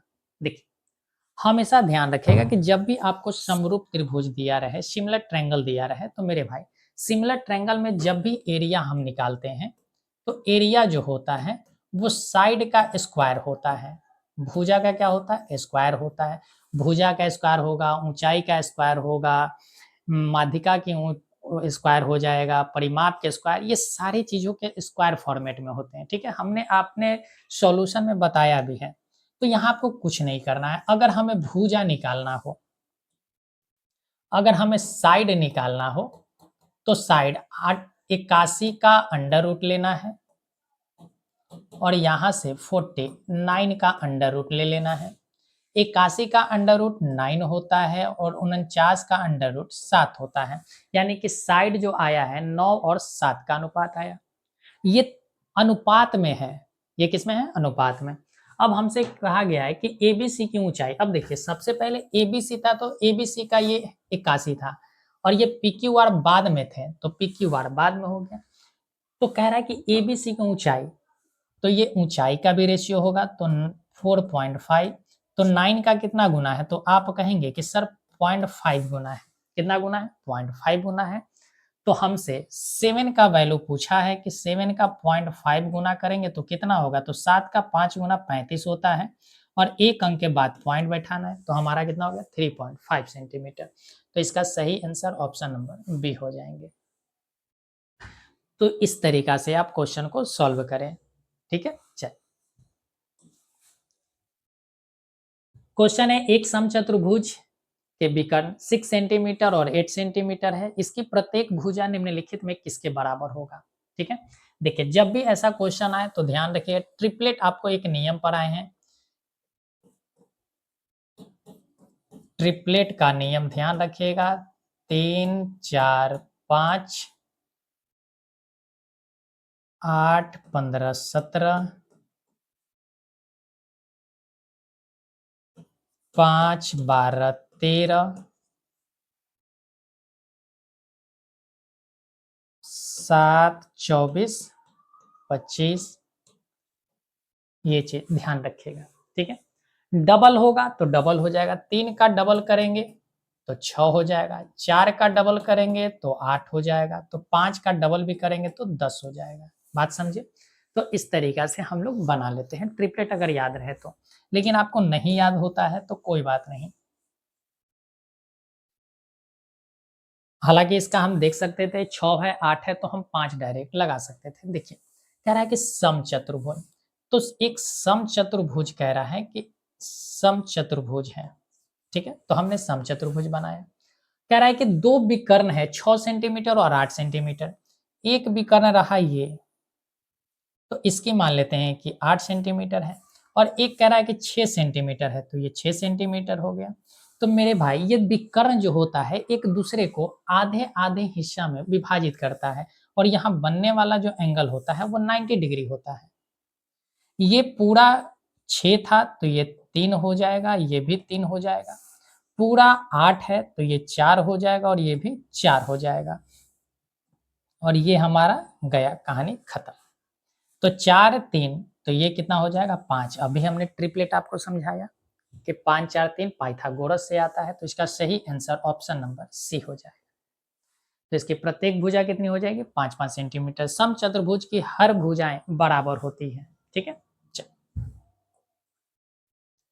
क्वेश्चन है दो समरूप त्रिभुज एबीसी एवं पी क्यू आर के परिमाप 36 और 24 सेंटीमीटर है, पी क्यू 10 सेंटीमीटर तो ए बी। अब ध्यान रखिए कि ये केवल क्या है, परिमाप दिया गया है, तो परिमाप क्या होता है, सभी भुजाओं का योग होता है, इसमें स्क्वायर का कोई मतलब है नहीं। तो इसका रेशियो ले लीजिए, 26 36 और 34 कितना होगा 12 या 36 होता है, 12 दूना 24 होता है। कह रहा है पी क्यू 10 है, यानी 2 का वैल्यू 10 है, तो 2 का कितना गुना 5 गुना है, तो 3 का कितना गुना चाहिए 5 गुना, तो 3 पचे कितना होता है 15। तो इसका सही आंसर कितना हो जाएगा, ऑप्शन नंबर बी हो जाएगा, 15 सेंटीमीटर। बात समझे, कोई दिक्कत नहीं। या आप ऐसे भी कर सकते हैं कि एबीसी का परिमाप, एबीसी का परिमाप बट्टा हो जाएगा पी क्यू आर का परिमाप। अगर आपको इस तरीका से नहीं बनाना, फॉर्मूला से बना लीजिए। फॉर्मूला क्या है, कंसेप्ट है एक, यहाँ क्या हो जाएगा ए बी भुजा बटा पी क्यू भुजा, यहां से रखकर सॉल्व कर लीजिए, उत्तर पे कोई फर्क नहीं पड़ेगा मेरे भाई। तो आपको जो तरीका हम सिखला रहे हैं उसी तरीका से बनाइए, सबसे बेस्ट तरीका आपको दिए जा रहे हैं। चल आगे बढ़ जाए, आगे बढ़ते हैं। क्वेश्चन है एक समबाहु त्रिभुज का क्षेत्रफल 4√3 सेंटीमीटर स्क्वायर हो तो इसकी परिमिति क्या हो जाएगी। देखिए समबाहु त्रिभुज की अगर क्षेत्रफल की बात करें तो √3/4 गुना भुजा स्क्वायर होता है, और ये किसके बराबर है 4√3 के बराबर है। √3 से √3 कैंसिल हो जाएगा, तो भुजा का स्क्वायर कितना हो जाएगा, तो आप कहेंगे 4 गुना 4 हो जाएगा। तो भुजा कितना हो जाएगा, तो आप कहेंगे सर 4 सेंटीमीटर हो जाएगा। परिमाप क्या होता है, सभी भुजाओं का योग, और एक त्रिभुज में कितनी भुजाएं हो सकती है, तो 3 भुजाएं हो सकती है, ये भी 4 है, ये भी 4 है, ये भी 4 है, तो 4 का 3 गुना 12। तो इसका ऑप्शन क्या हो गया, बी नंबर सही हो गया। क्वेश्चन है 12 सेंटीमीटर त्रिज्या वाले अर्धवृत्त की कुल परिमिति क्या होगा। देखिए अर्धवृत्त है, इसका मतलब ये वाली, तो ध्यान रखिएगा परिमाप क्या होता है, परिमाप का अर्थ होता है कि कितनी दूरी आपने तय किया है। अब एक आप रस्सी ले लीजिए, एक रस्सी लेकर आप क्या कीजिए कि यहाँ पर खड़े हो जाइए, तो पहले आप इसको माप लीजिए, उसके बाद यहाँ से यहाँ तक माप लीजिए, तो अब इसे लंबा कर दीजिए, यही इसका परिमाप कहलाएगा। तो पहले चलेंगे कितना, तो आप कहेंगे कि 2 पाई चलेंगे, और ये कितना है, तो आप कहेंगे कि रेडियस का डबल व्यास है, इसका मतलब 2r है। ये कितना होता है मेरे भाई, फिर से समझे जरा, ये हमारा अगर एक चक्कर हम लगाते हैं तो कितना है, हम मानते हैं 2 पाई r लगाते हैं, लेकिन हमें आधा चक्कर लगाया है तो आधा करेंगे, तो कितना हो जाएगा पाई r हो जाएगा। इसका मतलब ये वाली जो दूरी है पाई आर है, और ये दूरी कितनी है तो आप कहेंगे 2r है। तो हुआ कितना, तो आप कहेंगे कि सर ये वाली जो दूरी होगी, परिमाप जो होगा पाई आर प्लस 2r, आर दोनों में कॉमन है तो आर कॉमन ले लेते हैं, तो बचा क्या, पाई प्लस 2 बचेगा। आर कितना दिया गया है तो आप कहेंगे 12 सेंटीमीटर है, तो 12 रख लेते हैं, 12 पाई प्लस 2 हो गया, 12 इंटू पाई प्लस 2। तो ऑप्शन नंबर बी इसका सही आंसर हो जाएगा। ऑप्शन नंबर बी इसका सही आंसर हो जाएगा। ठीक है, चल क्वेश्चन है, एक वृत्ताकार वलय कि बाहरी एवं भीतरी त्रिज्याएं क्रमशः आर एवं आर है, तो वलय का क्षेत्रफल क्या होगा। देखिए वलय का अर्थ होता है एक रिंग, वलय का अर्थ होता है रिंग। जैसे हमने कोई वृत्त बनाया, देखिए ये एक वृत्त है, ठीक है, इसी में हमने एक और वृत्त बनाया,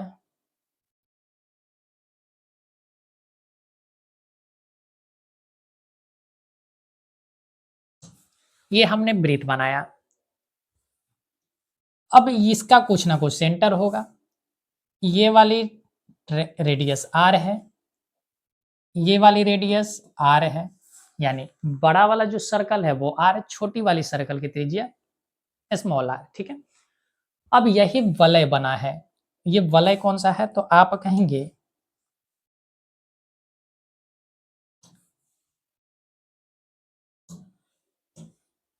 ये वाले, ये क्या है, वलय बन गया। इसी वलय का एरिया आपसे पूछा गया है कि कितना होगा। तो हम करते क्या है, बड़ा वाला जो सर्कल है, बड़ा वाला सर्कल कितना है तो आप कहेंगे कि पाई आर स्क्वायर है, छोटी वाली सर्कल क्या है, पाई आर स्क्वायर है। जब बड़े सर्कल में से अगर छोटे वाले सर्कल की एरिया हम घटा दें, तो वही हमारा क्या होगा, ये रंगीन भाग वाला का एरिया हो जाएगा। होगा या नहीं होगा, बिल्कुल होगा। तो यहां से क्या कर लेते हैं, पाई कॉमन ले लेते हैं, तो पाई कॉमन लेने पर क्या बचेगा, r square minus r square बचेगा, और यही हमारा क्या होगा, आंसर। तो ये देखिए हमारा कौन सा हो गया, pi into r square minus r square, option number B हमारा सही हो जाएगा। तो देखिए कितना आराम से इसको क्वेश्चन को टैकल किया जा सकता था। चलिए, अगर आपको वीडियो अच्छा लग रहा है मेरे भाई, तो लाइक का बटन अवश्य दबाएं, चैनल को सब्सक्राइब कर लीजिए, और साथ ही साथ अपने दोस्तों को भी शेयर अवश्य कीजिए, क्योंकि आप लोग शेयर नहीं करते हैं, वीडियो को शेयर कीजिए, तभी तो जो और भी पिछड़े हुए बच्चे हैं उनको लाभ मिल सकता है क्लास को। ठीक है, ज्ञान बांटने से बढ़ता है, ना कि अपने पास रखने से। ज्ञान जितना बांटा जाएगा उतना आपके पास बढ़ेगा मेरे भाई। चल क्वेश्चन है कि किसी वृत्त के केंद्र से 8 सेंटीमीटर लंबी जीवा है, कोई एक वृत्त है, कोई एक वृत्त है,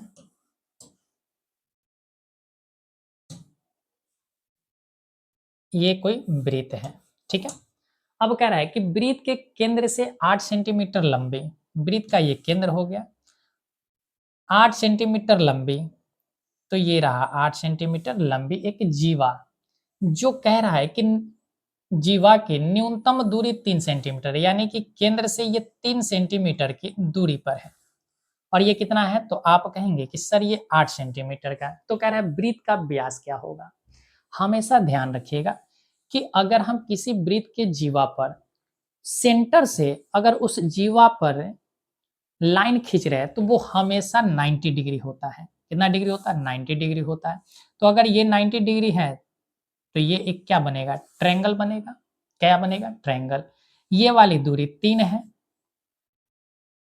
तो ये भी क्या होगा, ट्रायंगल होगा। तो ये वाली अगर दूरी 3, ये पूरा 8 है, परपेंडिकुलर है, साथ ही साथ विभाजित करता है, इसका मतलब ये 4 और ये भी 4, तो 3 4 ये रहा 5 सेंटीमीटर। पाइथागोरस लगा लीजिएगा, आपको अभी हमने सिखलाया ट्रिपलेट का नियम, 3 4 5, तो इसका उत्तर कितने हो गए, 5 सेंटीमीटर। अच्छा, लेकिन थोड़ा सा ध्यान रखिएगा कि ये हमारा रेडियस आया मेरे भाई, हमसे रेडियस नहीं पूछा है, ये रेडियस है, ये क्या है, रेडियस है, और हमसे रेडियस नहीं पूछा है, हमसे पूछा गया व्यास। तो व्यास बराबर क्या होता है, 2 गुना आर, यानी 5 का डबल 10। तो इसका सही आंसर कितना हो जाएगा, ऑप्शन नंबर सी हो जाएंगे। ठीक है, चल आगे बढ़ जाए। कह रहा है कि दो वृत्त के क्षेत्रफल का अनुपात 9:4 है तो उनकी परिधियों का अनुपात क्या होगा। उसी तरीका से देखिए क्षेत्रफल क्या होता है, तो आप कहेंगे पाई आर स्क्वायर होता है, तो पाई आर स्क्वायर हो जाएगा। पाई से पाई कैंसिल, इसका मतलब है कि जो भी वैल्यू दिया गया है वो आर स्क्वायर और आर स्क्वायर का दिया गया है। तो यहाँ से 9 का अंडर रूट लेंगे तो 3 और बड़ा ये वाला तो 2, 3:2 हो जाएगा। यानी कि आर का जो वैल्यू आएगा वो 3:2 हो जाएगा। कह रहा है कि परिधियों का अनुपात, परिधि क्या होता है, तो आप कहेंगे सर 2 पाई आर होता है। तो ये भी 2 पाई आर हो गया, 2 पाई से 2 पाई कैंसिल, तो बचा क्या r/r, और यही हमारा क्या हो जाएगा उत्तर। तो r/r कितना है, तो देखिए r/r जो है 3:2 है, तो उत्तर भी कितना हो जाएगा 3:2 हो जाएगा, 3:2 हो जाएंगे।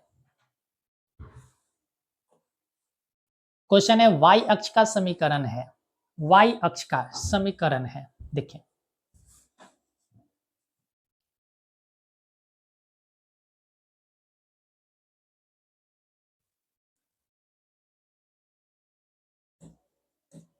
y अक्ष का समीकरण का अर्थ क्या हुआ कि x जो होगा वो 0 के बराबर हो जाएगा। x किसके बराबर हो जाएगा, 0 के बराबर हो जाएगा, क्योंकि y अक्ष का हमसे पूछा है। तो y अक्ष का समीकरण क्या होगा, जब x पर 0 हो जाए, x का वैल्यू 0 हो जाए तो y अक्ष का समीकरण x बराबर 0 हो जाएगा। x बराबर क्या हो जाएगा 0। जब x अक्ष का समीकरण पूछता है तो y बराबर 0 हो जाते हैं। तो इस तरीका से हमारा ऑप्शन नंबर ए सही आंसर होगा। कह रहा है कि दो घनों के आयतनों का अनुपात 1:27 है तो उनके कुल पृष्ठ का क्षेत्रफल का अनुपात क्या होगा। घनों का आयतन क्या होता है, भुजा क्यूब। घनों का आयतन क्या होता है, भुजा क्यूब होता है। तो A1 का क्यूब, A2 का क्यूब कितना दिया गया, तो आप कहेंगे 1:27 दिया गया है। तो यहाँ से A1 और A2 अगर हम निकाले तो मेरे भाई ये क्या होगा, क्यूब रूट हो जाएगा। तो 1 का क्यूब रूट 127 का क्यूब रूट 3 होता है, तो 3 हो गया। अब पृष्ठ क्षेत्रफल पूछा है, तो पृष्ठ क्षेत्रफल क्या होता है, तो आप कहेंगे भुजा स्क्वायर होता है, भुजा स्क्वायर होता है। तो भुजा स्क्वायर करना है तो इसका स्क्वायर कर दीजिए, तो स्क्वायर करने पर क्या होगा, 1 का स्क्वायर 1 और 3 का स्क्वायर 9 होगा। तो इसका उत्तर कितना होगा 1:9। ऑप्शन नंबर सी इसका सही आंसर हो जाएगा। ऑप्शन नंबर सी इसका सही आंसर हो जाएगा।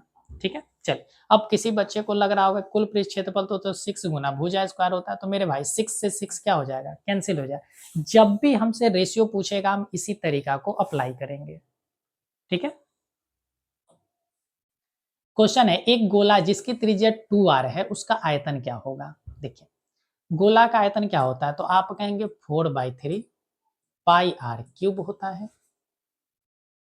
तो 4/3 पाई हो गया, आर आर कितना है 2r दिया गया त्रिज्या, उसका क्यूब 4/3 पाई, 2 का क्यूब कितना होता है 8r क्यूब।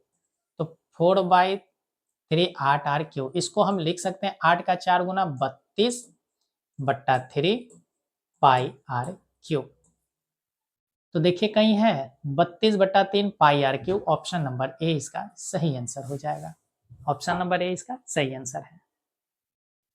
आगे बढ़ते हैं, कह रहा है यदि 6,8, 9, x एवं 13 का माध्य 10 है तो x का मान क्या होगा। माध्य क्या होता है, तो माध्य बराबर होता है सभी संख्याओं का योग। तो कितना हो जाएगा 6 + 8 + 9 + x + 13। अब बट्टा कितना होता है कुल संख्या, कुल संख्या कितना है तो 1 2 3 4 5, तो मोटा 5 हो गया। माध्य कितना दिया है 10, तो 10 बराबर हो गया 8 × 14 9 कितना हो गया 23, 23 से 13 हो गया 36। तो 36 + x/5, 10 बचे कितना हो गया 50 बराबर 36 + x हो गया। तो x का मान कितना होगा, तो आप कहेंगे सर 14। इस वजह से इसका सही आंसर ऑप्शन नंबर बी हो जाएगा। सही आंसर ऑप्शन नंबर बी हो जाएगा। ठीक है, चल क्वेश्चन है कि माध्यिका ज्ञात कीजिए। अब जब भी ऐसे डाटा का माध्यिका निकालना होता है तो सबसे पहले हम इसे असेंडिंग ऑर्डर में सजाते हैं। असेंडिंग ऑर्डर कहने का अर्थ हुआ कि बढ़ते हुए क्रम में इसे हम सजाते हैं। तो सबसे पहले देखिए सबसे छोटा कौन सा है, तो 6 है तो 6 लिखेंगे। उसके बाद 9 है तो 9 लिख लेते हैं। 9 से पहले 8 है मेरे भाई, माफ कीजिएगा, 9 से पहले 8 है तो 8 भी हो गया, उसके बाद 9 है तो 9 लिख लेते हैं, उसके बाद क्या है तो आप कहेंगे सर 15 हमें दिख रहा है तो 15 हो गया, उसके बाद हमें 16 दिखाई दे रहा है तो 16 लिख लेते हैं, उसके बाद 18 है तो 18 लिख लेते हैं, फिर 21 है, फिर 22 है और फिर 25 है।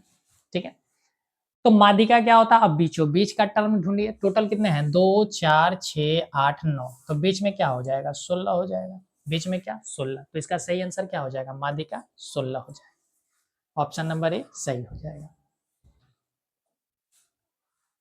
क्वेश्चन है 23 15 25 40 27 25 22 25 20 का बहुलक क्या होगा। बहुलक का अर्थ क्या होता है कि जो सबसे ज्यादा बार आया है, वह संख्या जो सबसे अधिक टाइम्स आए हैं वही हमारा क्या कहलाएगा बहुलक। तो 20 20 कितनी बार आया है, 1 टाइम्स आया है। 25 कितनी बार, 1 2 3, 25 आया है 3 टाइम्स आया है। 23 एक ही टाइम्स आया है, तो इसका सही आंसर क्या हो जाएगा, ऑप्शन नंबर बी 25। बहुलक कितना होगा 25 होगा। क्वेश्चन है आंकड़े 12 25 15 18 17 20 6 11 16 30 20 32 का परिसर क्या होगा। परिसर का मतलब होता है रेंज, परिसर का अर्थ होता है रेंज। अब रेंज का मतलब क्या है समझते हैं पहले। देखिए जैसे मान लीजिए कि ये आपका घर है, ये आपका घर है, और मान लीजिए कि आप घर से कहीं निकले हुए हैं बाहर, ठीक है, मान लीजिए कहीं गए हुए हैं, आप स्कूल गए हुए हैं, ठीक है, आप कहाँ गए हैं स्कूल गए हैं, तो घर से स्कूल गए हैं, तो आपका मित्र फोन किया, मित्र फोन किया, और मित्र जब फोन किया तो आपसे पूछा कि आप कहाँ हैं, तो आप कहें कि स्कूल है, आप क्या बोले कि हम स्कूल में हैं। तो पूछता है कि तकरीबन कितना दूर है, यानी कि आपके घर से दूरी कितना है, यानी कि वो दूरी कितना है, और यही दूरी जो कहलाया हमारा क्या कहलाया, रेंज कहलाया, यानी कितना दूर है किससे, तो अपने घर, अपने घर का मतलब क्या हुआ कि न्यूनतम दूरी, न्यूनतम दूरी, और स्कूल कहने का मतलब कि अधिकतम दूरी, अधिकतम दूरी। तो न्यूनतम दूरी और अधिकतम दूरी के बीच का जो डिस्टेंस होता है उसी को हम रेंज कहते हैं, उसी को रेंज कहते हैं अगर सिंपल भाषा में समझाएं तो। ठीक है, तो देखिए सबसे छोटी सी डाटा कौन सी है, आप इसमें ढूंढें कि सबसे छोटा सा डाटा कौन सा है। इसमें अगर देखा जाए तो सबसे छोटा डाटा हमें दिख रहा है 6, तो सबसे मिनिमम 6 हो गया, और सबसे मैक्सिमम ढूंढे कि कौन सा है, तो मैक्सिमम 32 है, मैक्सिमम कितना है 32 है, तो 32 में से 6 का डिफरेंस लेंगे कितना होगा 26, तो इसका मतलब रेंज भी कितना हो जाएगा 26 हो जाएगा। यानी कि maximum value minus minimum value का डिफरेंस जो होगा वही हमारा क्या होगा, तो रेंज कहलाएगा, वही क्या कहलाएगा रेंज कहलाएगा। ठीक है, चल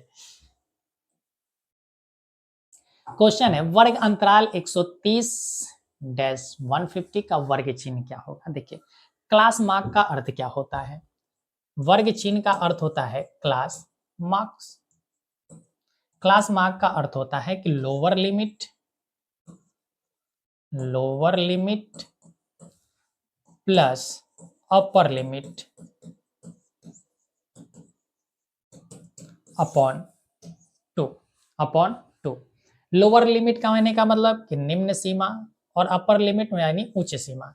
तो 130 प्लस 150 बट्टा 2, तो कितना हो जाएगा 125, 130 और 150 कितना होता है 280, 280 का आधा करेंगे तो कितना होगा 140 हो जाएगा। तो इसका वर्ग चिन्ह कितना होगा, ऑप्शन नंबर सी 140 हो जाएंगे। ठीक है,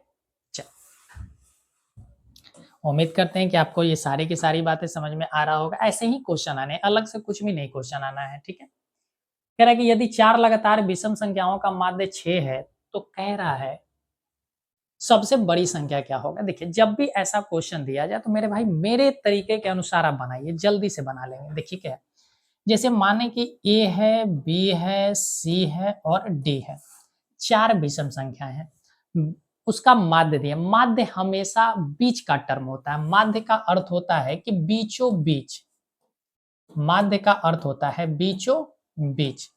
तो बीचों बीच है, इसका मतलब देखिए इधर भी दो इधर भी दो, इसका मतलब है कि बीचों बीच ये रहा और यही संख्या 6 है। यही संख्या कितना है? 6 है। तो 6 के पहले विषम संख्या क्या होता है? 5। 5 के पहले विषम संख्या 3 होता है। 6 के बाद विषम संख्या कौन सा है? 7। 7 के बाद विषम संख्या 9 होता है और सबसे बड़ी विषम संख्या कौन सा है? 9। तो उत्तर क्या हो गया? ऑप्शन नंबर बी हो गया। तो इस तरीका से बना लीजिए। अब आपके मन में सवाल आ रहा होगा सर यदि सम संख्या पूछा होता तब क्या करते? तो समझे देखिए, अगर मान लीजिए कि 5 सम संख्या दिया गया है या 9 सम संख्या दिया गया तो ए हो गया, B C D E F G H I, ठीक है, 9 संख्याएं हो गए और कह दे देता है कि इसका औसत 12 है। तो इसका औसत अगर 12 है तो बीचों बीच का, तो बीचों बीच कितना हो गया? 4 इधर 4 इधर, इसका मतलब ई जो है ये 12 है। ये कितना है? 12 है। तो औसत 12 था। अब इसमें जो भी पूछा जाए कि सबसे ज्यादा, तो 12 के बाद 14, 16, 18, 20, तो सबसे बड़ी संख्या क्या हो जाती? 20 हो जाती। तो इस तरीका से बना लीजिए। नहीं तो आपके पास तरीका है कि x मानिए, x+2 मानिए, x+3, x+1 मानिए, x+2 मानिए, इस तरीका से मान के आप बना सकते हैं। ठीक है, चल। क्वेश्चन है, निम्नलिखित में कौन केंद्रीय प्रवृत्ति की माप नहीं होती है? ध्यान रखिएगा कि केंद्रीय प्रवृत्ति की माप 3 होते हैं। कितने होते हैं? 3 होते हैं। पहला होता है माध्य, दूसरा होता है माध्यिका और तीसरा होता है बहुलक। ये 3 जो टर्म है, यही तीनों टर्म हमारा क्या कहलाता है? तो केंद्रीय प्रवृत्ति के माप कहलाता है। जो नहीं है वही उत्तर है। तो परिसर हमारा केंद्रीय प्रवृत्ति की माप नहीं कहलाता है। ठीक है, चल। क्वेश्चन है, दो संख्याओं का महत्तम समापवर्त 27 एवं लघुत्तम समापवर्त 162 है। यदि उनमें से एक संख्या 54 है तो दूसरी संख्या क्या होगी?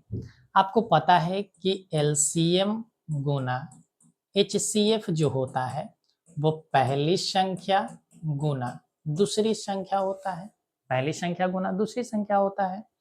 एलसीएम कितना है? तो कहेंगे 162 है।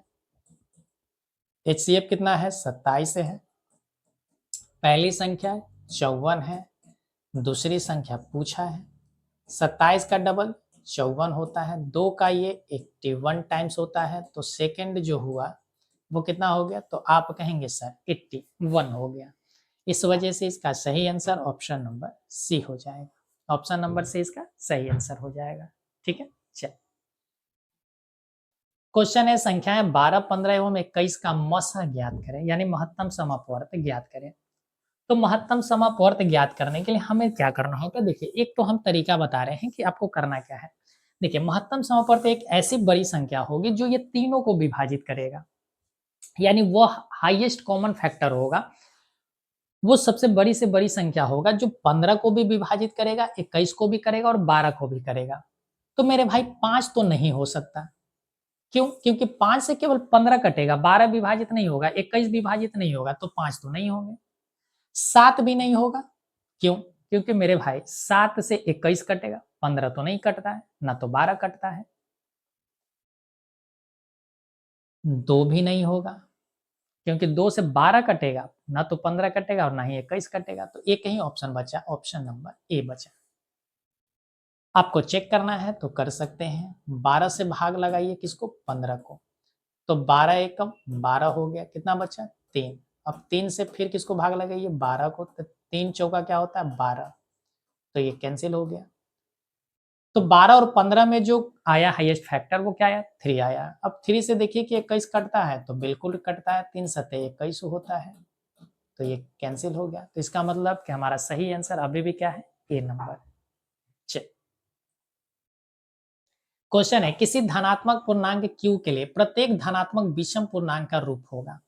हमने कई बार आपको सिखलाया कि अगर हम कहें कि कोई भी सम पूर्णांक है, सम संख्या है, तो सम संख्या क्या होता है? तो आप कहेंगे 2n होता है। क्या होता है? 2n। यानी किसी भी n का वैल्यू आप कुछ भी रख लें, n का वैल्यू 1 2 3 4 5 6 एनी नेचुरल नंबर आप रख ले, वो हमेशा क्या होगा? सम संख्या होगा। लेकिन अगर हमें विषम संख्या रखना है तो विषम संख्या के लिए हमेशा क्या होता है? तो अब कुछ भी फैक्ट करना नहीं है। आपको क्या करना, आपको पता है कि 2n+1 हो जाएगा, क्योंकि एक जोड़ देते हैं विषम संख्या में तो वो क्या बन जाता है, एक जोड़ देते हैं सम संख्या में तो विषम संख्या बन जाता है। तो ये 2n+1 हो जाएगा। अब 2n+1, अब 2 के जगह पर ये भी हो सकता है कि 4 हो जाए, 6 हो जाए, 8 हो जाए, कुछ भी हो सकता है। तो यहाँ भी देखिए कि 2 के जगह पर क्या लिखा गया, 6n+1 हो गया। अब n के जगह पर क्या है, क्यूब है, कुछ भी रख सकते हैं। 6 भी क्या है, इवन नंबर है। 6 भी क्या है, इवन नंबर यानी सम संख्या है। तो इसका सही आंसर क्या हो जाएगा, ऑप्शन नंबर सी हो जाएगा। ये अपनी प्रैक्टिस में हमने कई बार क्वेश्चन को करवाया है। क्या एक पूर्ण संख्या, एक पूर्णांक होता है, ये इनमें से कोई नहीं। तो मेरे भाई ध्यान रखिएगा, परिमेय संख्या हम किसे कहते हैं, जिसे हम p/q के फॉर्म में लिख पाते हैं। और इसका कंडीशन क्या होता है कि q नॉट इक्वल टू 0 होता है। q क्या होना चाहिए, 0 के बराबर नहीं होना चाहिए। तो हम उसे क्या कहते हैं कि रेशनल नंबर है, यानी परिमेय संख्या है। तो ध्यान रखें, अब परिमेय संख्या क्या हो सकता है, 1/2 भी हो सकता है, 1/3 भी होगा, 1/4 भी होगा, 0.2 भी हो जाएगा, 0.5 भी हो जाएगा। ये सारे के सारे क्या हो सकते हैं, परिमेय संख्या है। या आप 1 लिखिए, 2 लिखिए, 3 लिखिए, 4 लिखिए, ये भी सारे क्या है, परिमेय संख्या है। तो कह रहा है कि एक प्राकृत संख्या है। अब कह रहा है कि प्रत्येक परिमेय संख्या यानी कि हर परिमेय संख्या की बात कर रहा है, कोई पार्टिकुलर परिमेय संख्या की नहीं। कोई ऐसा नहीं कि केवल 4 की बात कर रहा है या केवल 5 की बात कर रहा, नहीं, एनीबॉडी, कुछ भी। तो कह रहा है कि प्रत्येक परिमेय संख्या क्या है, एक प्राकृत संख्या। प्राकृत संख्या किसे कहते हैं, नेचुरल नंबर को, जिसे हम गिन सकते हैं। अब क्या आप गिनती में 1/2, 1/3, 1/5, 1/7, 1/8 ऐसा कभी काउंटिंग किए हैं आप, बचपन में तो नहीं किए होंगे। आपने काउंटिंग किया होगा 1 2 3 4 5 6 7 8 9 10 ऐसे काउंटिंग किया होगा। तो ये प्राकृत संख्या नहीं होगा। प्राकृत संख्या 1 2 3 4 ये भी एक क्या है, परिमेय संख्या है, बट हमसे कहा गया कि प्रत्येक परिमेय संख्या की बात। कह रहा है पूर्ण संख्या। पूर्ण संख्या हम किसे कहते हैं, जब नेचुरल नंबर में हम क्या कर देते हैं, जीरो को भी शामिल कर लेते हैं तो पूर्ण संख्या बन जाता है। जब ये प्राकृत संख्या नहीं है तो पूर्ण संख्या भी नहीं होगा। पूर्णांक किसे, 1 2 3 4 5 6 ये सबको हम पूर्णांक कहते हैं, इंटीजर कहते हैं, तो इंटीजर भी नहीं होगा।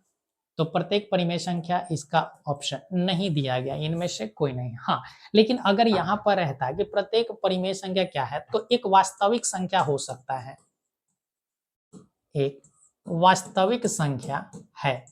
इस बात को ध्यान रखिएगा कि प्रत्येक परिमेय संख्या जो है एक वास्तविक संख्या है। बात समझे। क्वेश्चन कह रहा है कि 22/7 है क्या, एक परिमेय संख्या, अपरिमेय संख्या, पूर्णांक संख्या, इनमें से कोई नहीं। पूर्णांक तो किसी भी हालत में नहीं होगा भाई, ठीक है, अभी हमने समझाया। अपरिमेय संख्या भी नहीं, जिसे p/q के फॉर्म में लिख सकते हैं, क्या होगा, परिमेय संख्या। तो ध्यान रखिएगा कि 22/7 है या 3.14 है, ये दोनों के दोनों परिमेय संख्या है, दोनों के दोनों परिमेय संख्या है। बट पाई जो होता है ये क्या है, अपरिमेय संख्या है। पाई क्या है, एक अपरिमेय संख्या है, ठीक है। इसको हम क्या बोलते हैं, पाई बोलते हैं। तो पाई एक अपरिमेय संख्या है, ध्यान रखिएगा। क्वेश्चन है, द्विघात बहुपद के शून्यकों की संख्या कितनी होती है। अब द्विघात बहुपद है, द्विघात का मतलब x²। तो अगर ये पावर 2 है तो शून्यक भी कितने हो जाएंगे, शून्यकों की संख्या 2 होंगे। और क्या क्या होता है, एक अल्फा और एक बीटा होता है मेरे भाई। तो शून्यक की संख्या भी कितना हो जाएगा, 2 हो जाएगा, ठीक है। चल, क्वेश्चन है, निम्नांकित में कौन बहुपद नहीं है। बहुपद का मतलब होता है कि जिसका पावर क्या होना चाहिए, या तो 1 होना चाहिए, 2 होना चाहिए, 3 होना चाहिए, डॉट डॉट डॉट x के पावर n होना चाहिए। ये हमारा क्या है, बहुपद है। ध्यान रखिएगा कि x के पावर -1, x के पावर -2, x के पावर -3 ये सारे के सारे बहुपद नहीं होते हैं, बहुपद नहीं होते हैं, ठीक है। तो देखिए यहाँ x के पावर 1 है, इसका मतलब ये बहुपद है। यहाँ x के पावर 2 है, बहुपद है। यहाँ x के पावर 3 है, बहुपद है। यहाँ x के पावर, इसे हम क्या लिख सकते हैं, x के -1 के पावर -1 लिख सकते हैं। ये हमारा बहुपद नहीं है। और यही हमसे पूछा गया था कि कौन सा बहुपद नहीं है। तो इसका सही आंसर क्या हो जाएगा मेरे भाई, जो नहीं है वही उत्तर हमें लगाना है। तो ऑप्शन नंबर सी हो जाएगा, ऑप्शन नंबर सी हो जाएंगे। क्वेश्चन है पी एक्स बराबर क्यू एक्स इंटू जी एक्स और पी एक्स का घात 7 है एवं जी एक्स का घात 3 है, तो कह रहा है पी एक्स अपॉन जी एक्स का मान कितना होगा। देखिए पी एक्स कितना है, तो आप कहेंगे कि एक्स अगर कुछ भी है तो एक्स का पावर कितना हो जाएगा, पी एक्स, एक्स का घात कितना है 7 है तो 7 हो गया। जी एक्स का घात कितना है 3 है तो एक्स के पावर 3 हो गया। आपको पता है कि जब बेस समान होता है तो पावर घट जाते हैं, तो ये कितना हो जाएगा, एक्स के पावर 7 माइनस 3 हो जाएगा, तो एक्स का पावर कितना हो गया 4, तो पावर घात कितना हो जाएगा 4। इस वजह से इसका उत्तर भी कितना हो जाएगा, ऑप्शन नंबर बी 4। ठीक है। चल क्वेश्चन है यदि बहुपद x square minus 4x plus 1 के शून्यक अल्फा इंटू बीटा हो तो अल्फा बीटा का मान क्या होगा। अल्फा बीटा क्या होता है, तो आप कहेंगे c अपॉन ए होता है, तो c का मान कितना है 1 है और a का मान 1 है, तो 1/1 कितना होगा 1 हो जाएगा। ऑप्शन नंबर बी सही होगा। लास्ट क्वेश्चन है आपका आज का, कह रहा है कि यदि किसी बारंबारता सारणी का माध्य से 27 एवं माध्यिका 33 हो तो बहुलक होगा। हमेशा ध्यान रखिएगा कि बहुलक का एक फॉर्मूला होता है, बहुलक का फॉर्मूला ध्यान रखिएगा कि 3 गुना माध्यिका माइनस 2 गुना माध्य, 2 गुना माध्य होता है। तो यहाँ पर रख दीजिए 3, माध्यिका कितना है 33 है, माइनस 2 गुना माध्य कितना है 27 है, तो 27। 33 का 3 गुना 99 होता है, 27 का डबल 54 होता है, तो 9 में से 4 गया 5 बचेगा, 9 में से 5 गया 4 बचेगा, यानी उत्तर कितना होना चाहिए 45। तो बहुलक कितना हो गया 45 हो गया। तो मेरे भाई आज हम लोगों ने 50 क्वेश्चन का बेहतरीन ढंग से सॉल्यूशन हम लोगों ने देखा, और कैसे हम लोगों को क्वेश्चन टेकल करना है उसके कुछ आइडियाज भी हम लोगों ने देखा है कि हर क्वेश्चन को पूरा एक्सप्लेन आप डिटेल में पूरा पढ़े हैं, लेकिन अंत समय में हमें किस तरीका से पढ़ना है, क्योंकि अभी स्कोर करने से मतलब है, अब कितना आप ज्ञान रखते हैं इससे कोई मतलब नहीं है मेरे भाई। ये 20 दिन का, ये 10 दिन का जो खेल है इसमें केवल टिक टेक्निक का खेल है कि हमें नहीं आने वाले भी क्वेश्चन को अगर हम सॉल्व कर लेते हैं तो ये हमारे लिए बहुत बड़ी बात होगी। तो आपने आज के सेशन में देखा कि ट्रिक टेक्निक इस्तेमाल करके हम कैसे क्वेश्चन को टैकल कर लेते हैं, बड़े से बड़े क्वेश्चन को हम छोटा कर लेते हैं। ठीक है, तो चलिए इस प्रैक्टिस सेशन का आप अच्छे ढंग से प्रैक्टिस कर लीजिए। अगर आपको लगता है कि सर इसी की प्रैक्टिस करने के लिए हमें क्वेश्चन पेपर चाहिए, तो मेरे भाई आप इस नंबर पे कांटेक्ट कर लीजिएगा।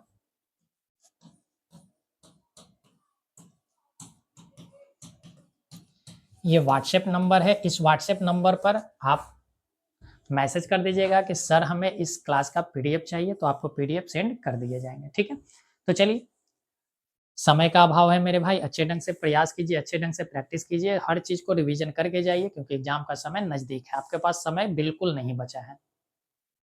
तो चलिए पढ़ाई में लगे रहिए, फिर मिलते हैं हम लोग अगले वीडियो में, तब तक आप अपना ख्याल रखें।